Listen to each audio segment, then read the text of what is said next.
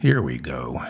Crispin Blunt, a conservative member of Great Britain's parliament, was arrested on suspicion of rape. Blunt served as Justice Minister from 2010 to 2011. He is the second conservative member of parliament in a year to be arrested for rape and has been asked to stay away from parliament. Wow, they want him to stay away from parliament. See, that's the difference between British conservatives and American conservatives. If Crispin Blunt got arrested for rape as an American conservative, Republicans right now would be begging him to run for president. Donald Trump's fraud trial is in its fourth week. The $250 million fraud trial against Donald Trump originally included his 3 idiot adult children as defendants. Ivanka Trump, however, decided she would get her own lawyers and move to be tried separately from her father and 2 imbecile brothers. So right now, it's only been Donald, Don Jr., and Eric on trial. Because earlier this year, Ivanka got a good lawyer. See, her brothers can't afford a good lawyer, but she's married to Jared. So she was able to get herself removed from this entire civil fraud trial after an appeals court agreed that she was a full-time employee of the White House when much of the fraud inside the Trump organization was taking place. But that's not so. We're learning as this trial progresses, and it's going to go until mid-December, we're learning that this trial is focusing on fraudulent bookkeeping going all the way back to 2011, 6 years before Ivanka ever worked inside the Oval Office. Michael Cohen's testimony on Tuesday implicated Ivanka, saying she, along with Eric and Don Jr., helped inflate the value of Trump properties in order to secure favorable loans and insurance policies. Ivanka had assumed she wasn't going to be a part of this trial. But New York State Attorney General Letitia James thought otherwise. And on Thursday, she announced that Ivanka has been served with papers, and Ivanka is expected to testify against Daddy. And if you think Michael Cohen was the ultimate betrayal, seeing Ivanka betraying her father, he's going to go even more he's going to go sane. That's how crazy Donald Trump is going to go. He's going to go sane. So she's expected to testify. Of course, she's got expensive attorneys, and right now they're appealing the subpoena, insisting it wasn't served properly. She wanted it paired with a Chablis as opposed to a rosé. Letitia James said on Thursday that Ivanka is very much intertwined with the Trump organization's crimes. It is reported that the New York State Attorney General, Letitia James, wants to see her credit card statements going back a decade. Ivanka, meanwhile, has distanced herself from Daddy's campaign, reinventing herself. She recently attended Kim Kardashian's 40th birthday party in an attempt to be welcomed back into low society.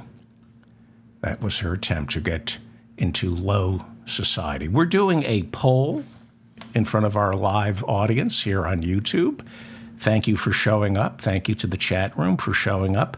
This is our live poll. If you have to pick one, it's an opinion poll this morning. If you have to choose one, only one, who do you want to see go to prison most? Is it Ivanka, Don Jr., Melania, or Jared? If you had to choose one that you want to see locked up, who would it be? Ivanka, Don Jr., Melania, or Jared? And I have no idea who my audience is going to pick. It will be very interesting. I know who I want to see locked up. Let's say like 10 years in a federal prison.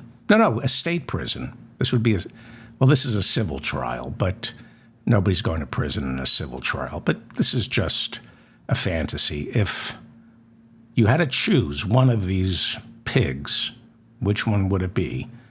Don Jr., Jared, Ivanka, or Melania? The civil fraud trial is delicious because it just unzips Donald Trump's fly and you just see there's nothing there. On Wednesday, the presiding judge in this trial, Arthur Engoron, slapped Donald Trump with a $10,000 fine for violating a gag order when the former president openly trashed the courthouse clerk. Now, that was the second fine. The previous one came to $5,000, and on Thursday, Trump's attorneys asked the judge to reverse the fine, but the judge refused. He said, quote, "I'm very protective of my staff, and I believe I should be. I don't want anybody killed.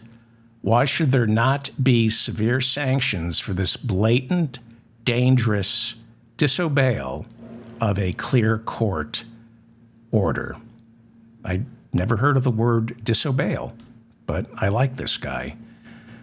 Meanwhile, in Donald Trump's D.C. election interference trial, Judge Tanya Chutkin continues to hear arguments on her gag order, which she has temporarily frozen to hear the Trump attorney's appeal.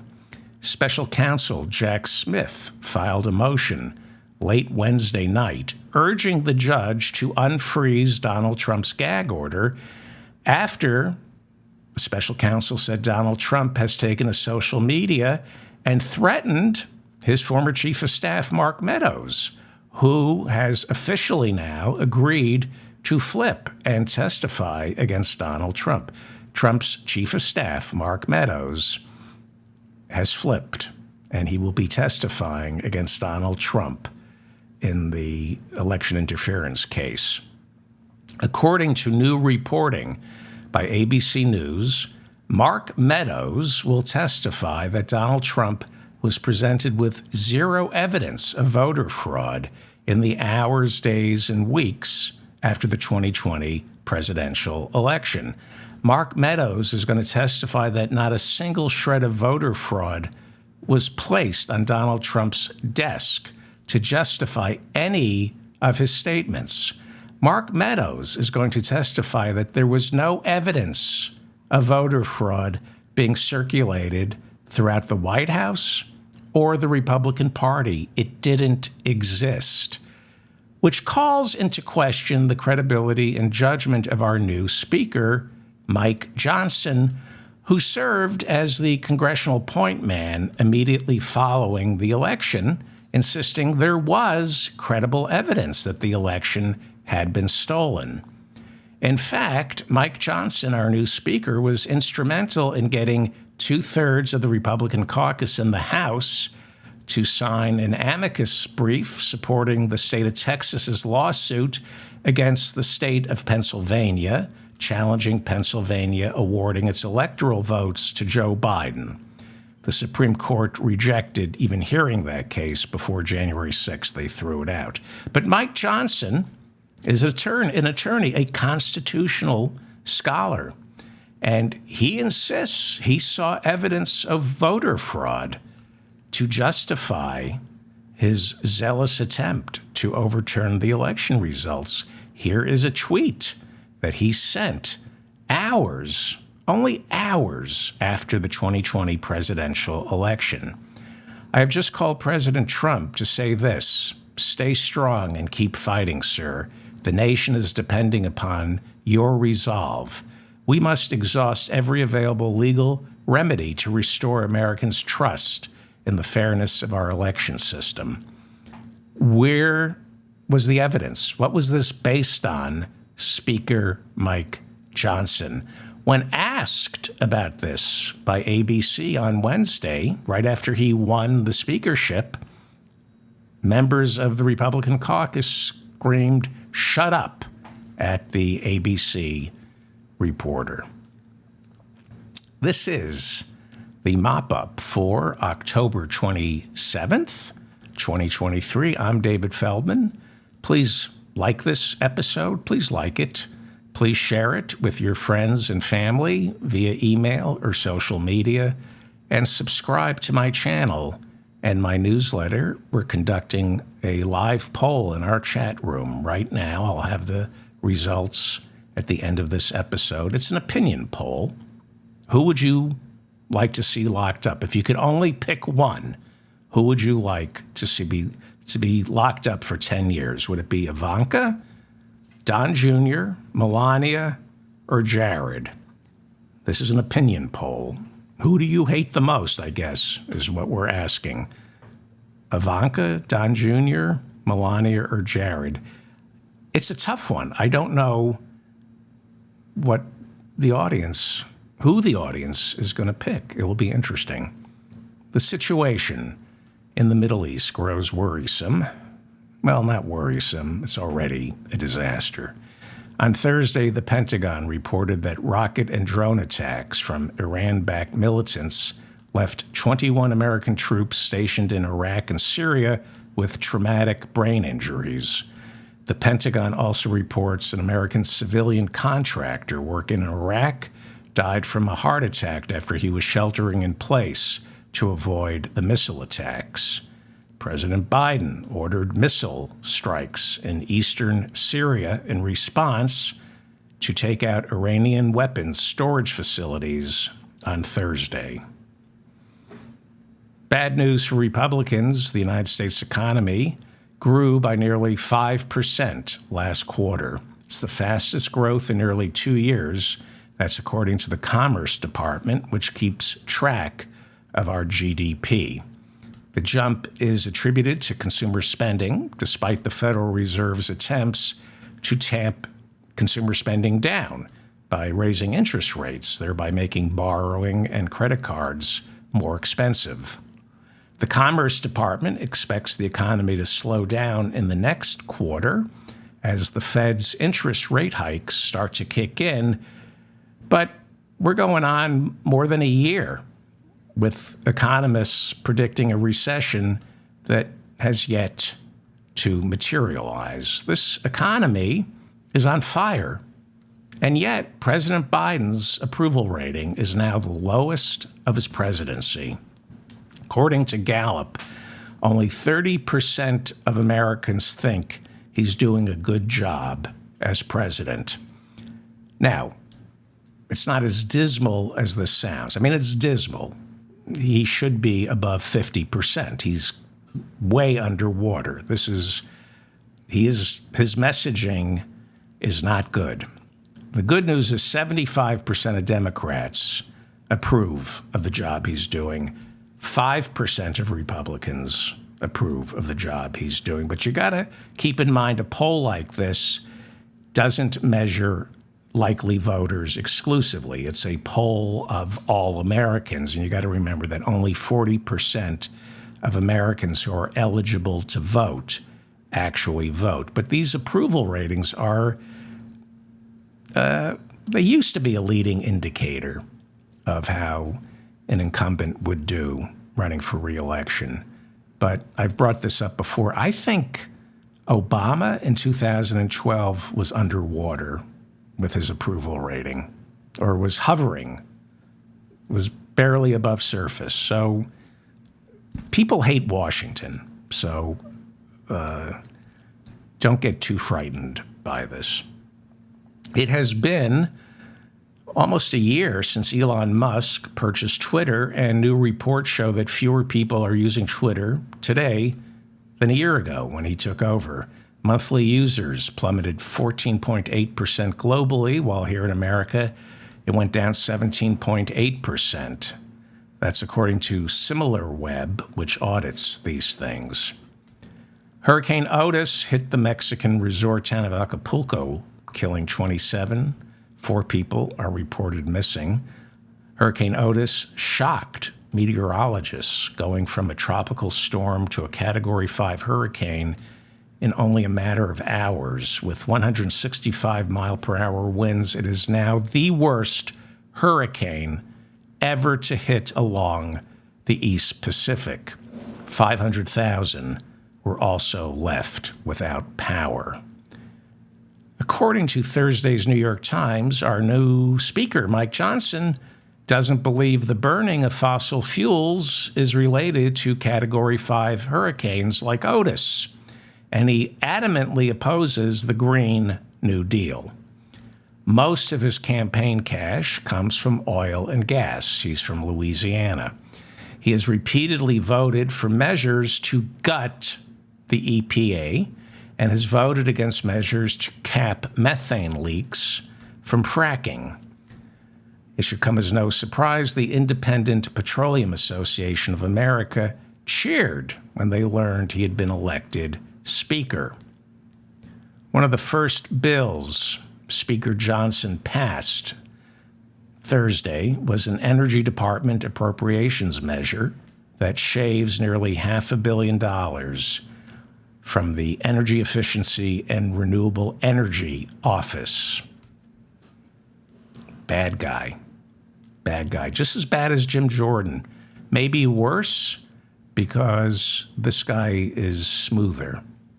He doesn't come across as detestable as Jim Jordan. You see what you get with Jim Jordan. I can't believe I'm speaking fondly of Jim Jordan. This guy's a slime ball. He's a sleaze.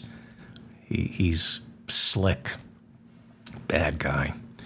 Robert F. Kennedy Jr., whose uncle and father were both assassinated, once again called for Secret Service protection after a man broke into his Los Angeles home twice on Wednesday. Twice. The man was arrested climbing the fence to Kennedy's home, was released on bail, and then he returned, trying to enter the home again. Speaking with campaign staff in Iowa, Donald Trump Jr. said that Robert F. Kennedy Jr.'s third-party bid is a ploy by Democrats to peel away votes from Don Sr. in the November election. And Ron DeSantis echoed those sentiments on Thursday, saying Kennedy will appeal to Trump's anti-lockdown, anti-Fauci supporters. This is what I said initially, and it's been borne out. Congressman Jared Golden of Maine, we've had him on the show, is a Democrat, and he apologized to the families of the victims of Wednesday's mass shooting. He apologized on Thursday for opposing an assault weapons ban. Congressman Golden said, quote, "The time has now come for me to take responsibility for this failure, which is why I now call on the United States Congress to ban assault rifles like the one used by the sick perpetrator of this mass killing." Asked to comment on the shooting, America's ultra-right-wing pro-assault weapon speaker, Mike Johnson, told reporters, and I wish I were making this up, thoughts and prayers. He said the same thing Lauren Boebert tweeted out, but she misspelled Lewiston. He said thoughts and prayers. He said, quote, "This is a dark time in America. Prayer is appropriate in a time like this, that the evil can end and this senseless violence can stop," unquote. Yeah, we're all praying that you stop taking money from the gun makers and put an end to this. Unbelievable that they still say we're praying. Speaker Johnson doesn't blame assault weapons. He blames Roe v. Wade. Everything is Roe v. Wade's fault, according to Speaker Johnson. And this is the dog who catches the car, because Roe v. Wade was appealed last year, but on yesterday's show, I talked about how he blames Roe v. Wade for Medicare, Medicaid, and Social Security not being solvent because we don't have enough workers because they've all been aborted. And now he's blaming Roe v. Wade for mass shootings. This is what he said. He didn't say this yesterday, but he said this. "Many women use abortion as a form of birth control. Yeah, of course they do. When you tell a generation of people that life has no value, no meaning, that it's expendable, then you do wind up with school shooters. That's why we have school shootings, because of Roe v. Wade. By the way, his mom, one of the reasons he's against abortion is his mom had him when she was 17. So I can't think of a better argument for abortion than this putz. Your mom should have aborted. Ron DeSantis on the campaign trail said red flag laws don't prevent mass shootings. Instead, he said America needs to start institutionalizing the mentally ill against their will. And he said it in English, not German. This is how fascists speak. He said that we have to start institutionalizing the mentally ill against their will because red flag laws don't work. Now, he's an idiot. According to leading mental health professionals, mass shooters rarely meet the clinical diagnosis of mentally ill. In other words, there's no link between mass shootings and mental illness. It just stigmatizes the mentally ill. It is just pure ignorance to draw a link between mental illness and mass shootings. These people are not mentally ill. Look it up. Read about it.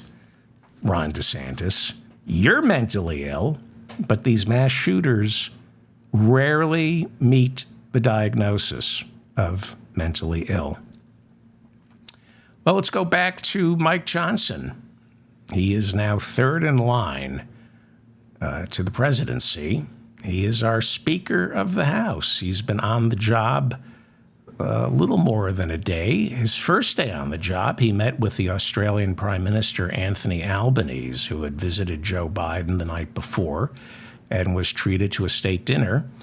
Albanese is a member of the Labour Party. He said meeting our new speaker is when the time difference really caught up with him, because in Australia it was already Friday, and in Mike Johnson's office it was still 1954.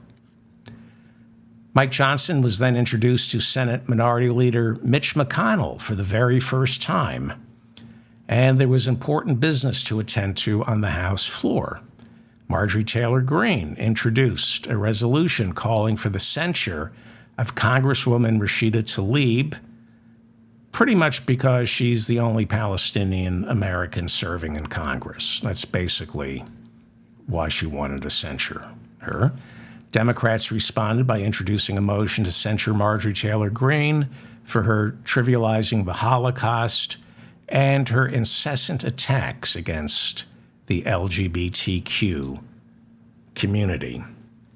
Johnson is being given a grace period by members of his own caucus, but not by Joe Biden or the Democrats. They want funding for Ukraine right now. And one of the reasons Johnson got the speakership is he stated his opposition to more military aid for Ukraine. His predecessor, Kevin McCarthy, was committed to getting Biden's original $24 billion Ukraine supplemental passed, and that's what made McCarthy such a pariah. That's partly what made McCarthy such a pariah in the caucus. So the question is, will the House approve funding for Ukraine? It's one of the reasons they got rid of McCarthy. And when the candidates spoke, they had to assure the caucus that they opposed funding for Ukraine. In the Senate, Ted Cruz and a few other senators introduced the Israel Supplemental Appropriations Act as an alternative to this big supplemental aid package that Biden, Senate Majority Leader, Democrat Chuck Schumer, and Senate Minority Leader, Republican Mitch McConnell, want passed. Their bill would bundle aid to Ukraine, Israel, Taiwan. They'd bundle it all together in a supplemental bill that runs a little more than $100 billion. But Republicans are asking for what are called single subject bills, not these supplementals that lump every country together. So Ted Cruz, along with a couple of other senators, is proposing a bill, an appropriations bill, that allocates roughly $14 billion in aid to Israel, which is what Biden's bill, the big bill, also allocates. But Cruz's bill is solely for Israel. It's a single subject bill and doesn't include funding for Ukraine.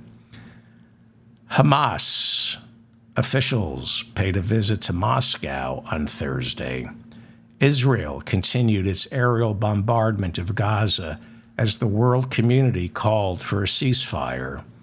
During an emergency session of the United Nations, Israel's ambassador said his country was not at war with the Palestinian people, only the members of Hamas, who he compared to the Nazis.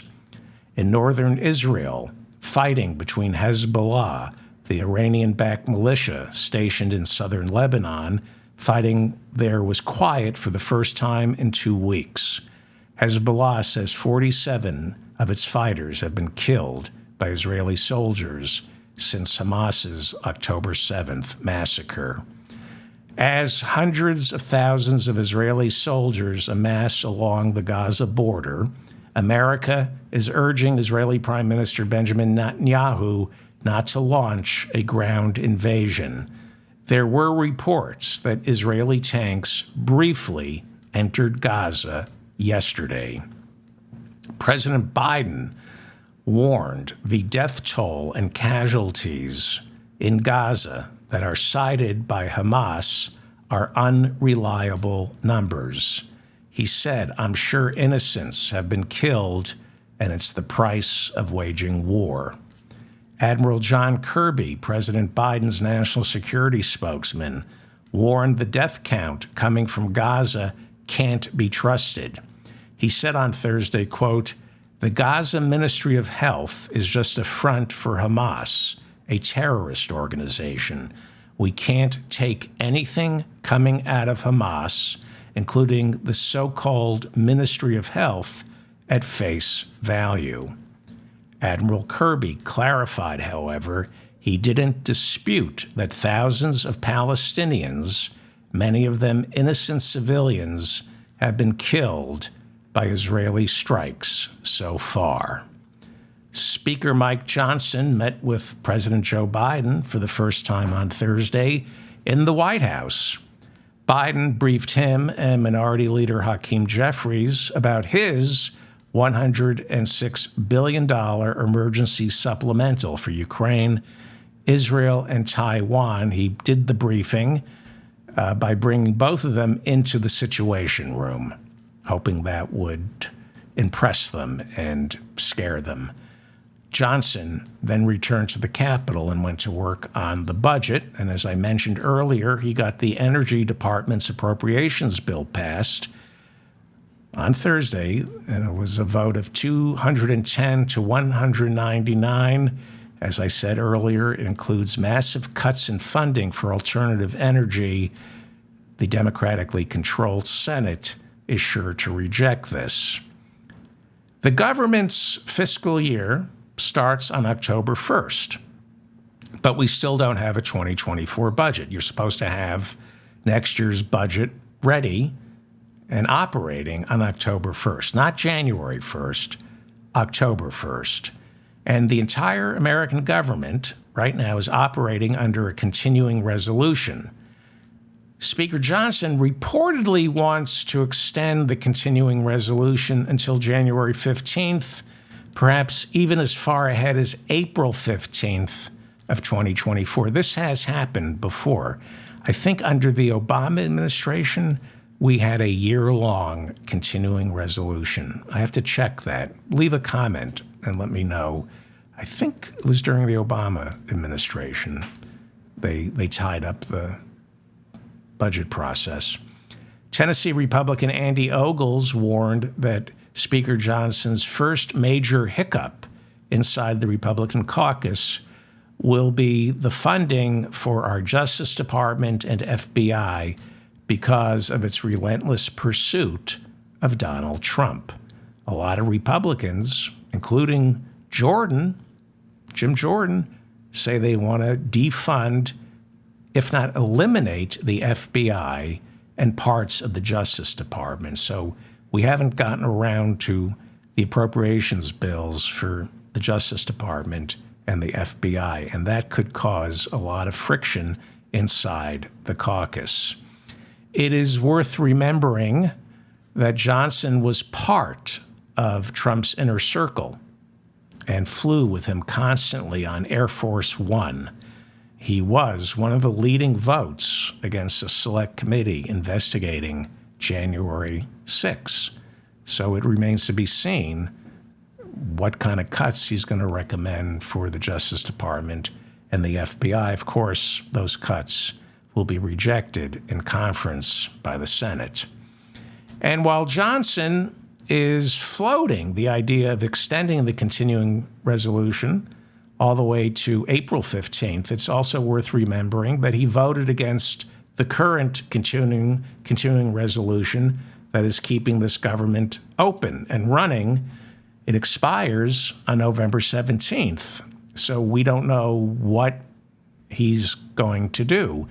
He voted against this continuing resolution, which is why they voted for him to be Speaker. He supported the more draconian version of a continuing resolution with 30% cuts across the board.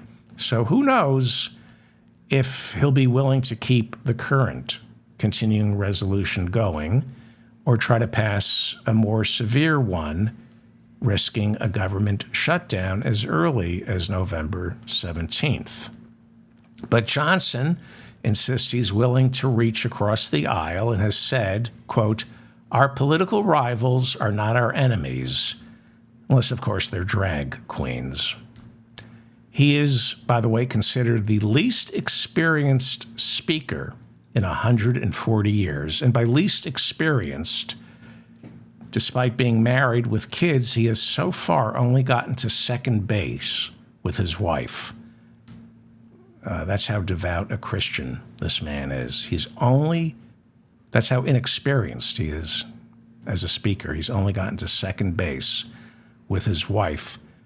And there are reports, people are saying, that she's also his sister. That's what I've heard. That's what people are saying. That's what I've heard me say just now. ABC News reports that Speaker Johnson doesn't believe in separation of church and state. Last month, on the podcast he does with his wife, who many say is also his sister, on their podcast, Johnson insisted that our founding fathers wanted to protect religion from the state, but not the other way around. In other words, this schmuck believes government can't dictate to religious organizations, but religious organizations can and should dictate to our government.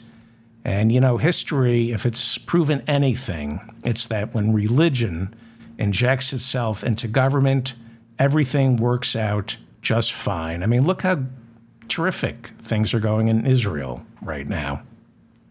Very devout man. Johnson opposes same-sex marriage.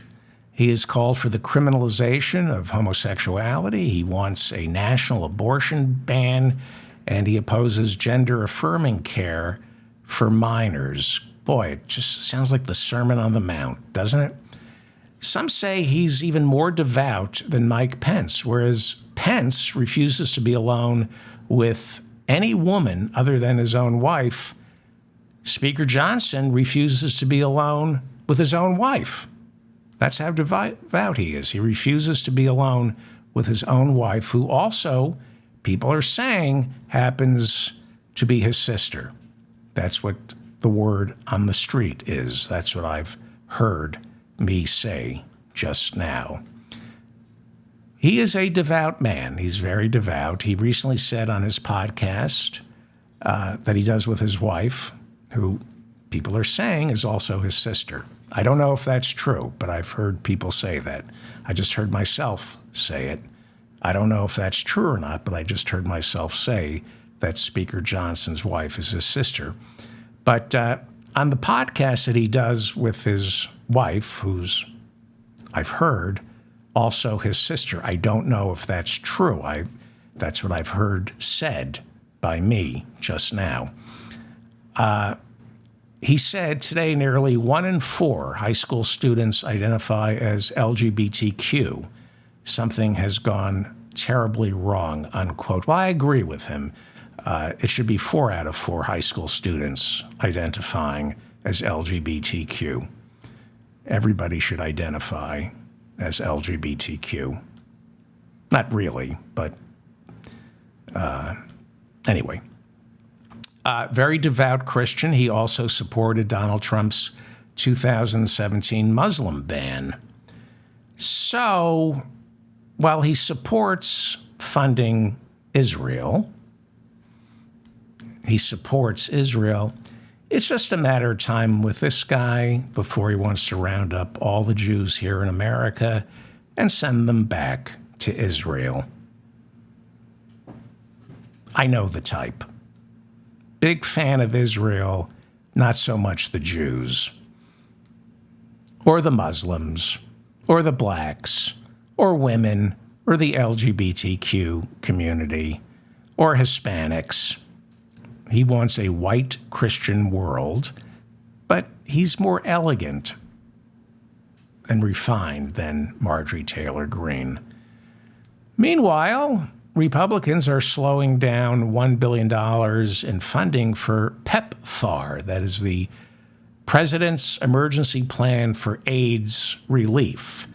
PEPFAR was established by then-President George W. Bush to fight AIDS around the world. It allocates $7 billion annually so far to save 25 million lives worldwide, and is the only good thing George W. Bush ever did as president, but he is still a war criminal. He is still a war criminal, which is why his daughter should not be allowed to host the Today Show. Kids her age came home from Iraq. She should change her last name if she wants to be on television. Anyway, PEPFAR is reauthorized every 5 years and was supposed to be approved on September 30th, but Republicans in the House are now holding it up, claiming the State Department, which administers the funds, is diverting the money away from HIV and spending it on abortion procedures. Secretary of State Anthony Blinken denies this. Well, I'm sure Speaker Johnson will make sure the funding goes through, right? Everything's about abortion. We don't hate gay people. We don't think gay people deserve AIDS. We're not saying that. We're just concerned that some of this money is going towards abortion. But we have the Alliance Defending Freedom. We didn't fund the Kill the Gays law in Uganda. We had nothing to do. Yes, you did. That, by the way, he's with the Alliance Defending Freedom. So everything's abortion. You can everything's abortion, even though they've outlawed or they overturned Roe v. Wade. Right. Where are we? Oh, also on Speaker Johnson's plate will be the Farm Bill, which gets passed every 5 years. It's a massive expenditure to subsidize all the food we eat that kills us.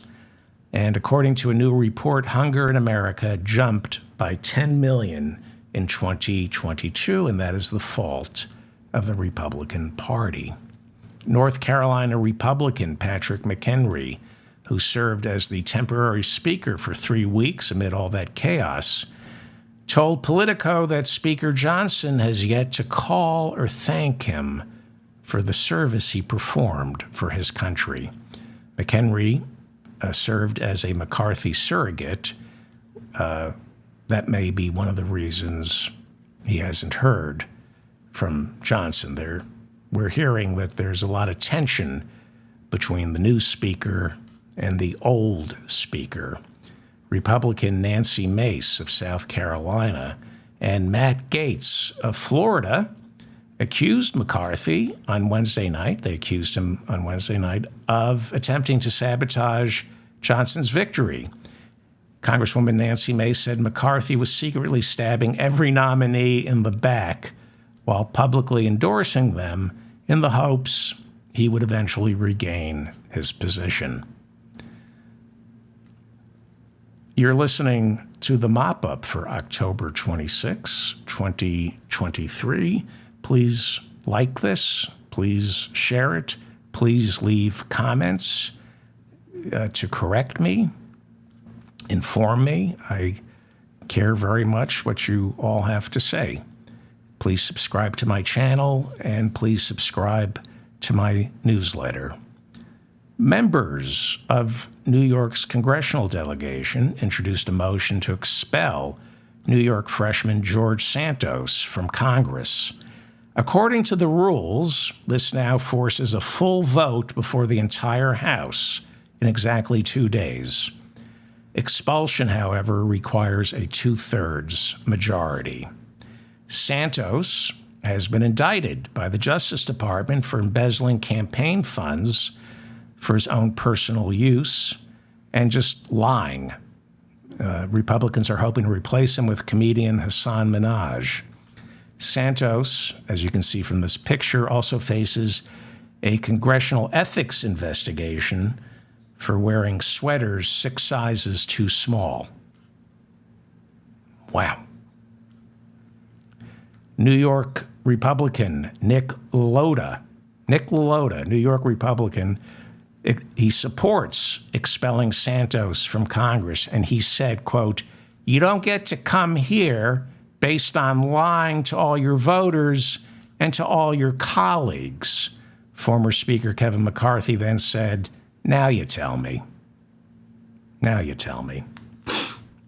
I'm David Feldman, reminding you to stay strong and protect the weak. Well, we have a poll going on in our chat room right now. It's an opinion poll. I'm not asking people to predict the future. If you have to choose, as you know, at the beginning of the show, I talked about Ivanka Trump being forced to testify against her father in this civil fraud trial that's going on in New York. And nobody goes to jail in a civil trial. But if we had to lock up somebody, who would you like to see locked up for 10 years? Would it be Ivanka, Don Jr., Melania, or Jared? And I'm going to be very surprised by the results of this poll. So while I'm going to the chat room to see if anybody's actually here, I want to remind you that trial. There we go. But okay. I want to remind you to subscribe to my channel and subscribe to my newsletter. Please like this episode. That way I remain in your feed. Please comment on this episode to inform me, and share this and everything else that I tell you to do. All right, so let's see. We have 1,100 votes. Interesting. Wow. Okay. Because this is an opinion poll. The question is, if only one has to go to prison, which one? Ivanka, Don Jr., Melania, or Jared? Coming in last place is Melania. 5% of our audience thinks Melania should go to prison. Okay. Yeah, I understand that. Coming in third place. Oh, coming in second place, 14% think Ivanka should go to prison. Okay, that's surprising. She's not as despised as my friends tell me she is. Only 14% to test. Okay, coming in third place, do you think it's Don Jr. or Jared? This is a very sophisticated audience. And I agree with the answer. This is really interesting. 37% think Don Jr. should go to prison, and 44% think Jared should go to prison. That's really interesting because Don Jr. is easy to hate, but Jared is dangerous. Don Jr. is too stupid. So my audience wants to lock up the smartest one of the bunch, the one who made $2 billion from Saudi Arabia. Interesting. I think these are correct answers. Jared, then Don Jr., then Ivanka, then Melania. Okay. Very interesting. Thank you all. Thank you all for listening to the show. I will try to be here at 12:05 a.m. Eastern tomorrow. Thank you. Thank you, Bob, in the chat room.